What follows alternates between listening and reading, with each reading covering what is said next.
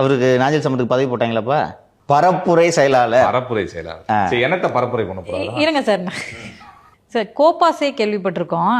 இது என்ன சார் பாசே? பரப்புரை செயலாளர், கொள்கை பரப்பு செயலாளராக ஏற்கனவே அருண்ராஜ் இருக்கிறார் என்று நினைக்கிறேன். கொள்கை பரப்பு பொதுச் செயலாளர் என்று நினைக்கிறேன் திரு அருண்ராஜ் அவர்கள். அதனால் அவர் கோபாசே இருக்கும்போது ஒரு 10 கட்சிக்கு போயிட்டு வந்த நாஞ்சில் சம்பத்தையும் கொள்கை பரப்பு செயலாளர்னா நான் போகிறேன் திருப்பின்ட்டு போயிடுவார் அவர். சரி, அப்போ இவர் என்னத்தை தான் பரப்புரை பண்ண போறாரா? எதை சொன்னாலும் பரப்புவார்.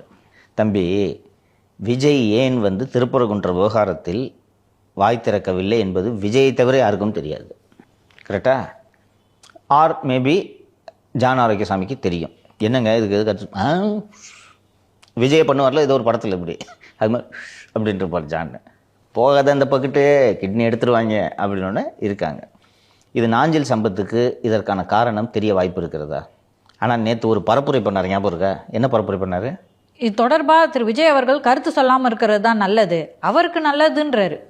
ஓப்பனாகவே சொல்றாரு. ஆமாம், ரைட்டா? அவருக்கே அறிவுரை கூறுகிறார். சரி, இது பரப்புரை தானே. ஒரு விஷயத்தில் முடிவெடுக்கல, என்ன பண்ணுறதுன்னு தெரியலன்னா அப்போ அந்த பரப்புரை கூப்பிடுன்றது. அவர் போய் பேசுங்கன்னா போதும் பேசிடுவார். விஜய் அவர்கள் நாஞ்சில் சம்பத் அவர்களை தமிழ்நாடு முழுக்க பிரச்சாரம் பண்ணுறதுக்கு அனுமதி கொடுத்தாரா? இதாண்டா உங்கள் வேலை, பிரச்சாரம் பண்ணுறதா உங்கள் வேலை. நீங்கள் பண்ண மாட்டேங்கிறீங்கன்றதான் உங்கள் மீது இருக்கக்கூடிய விமர்சனம்.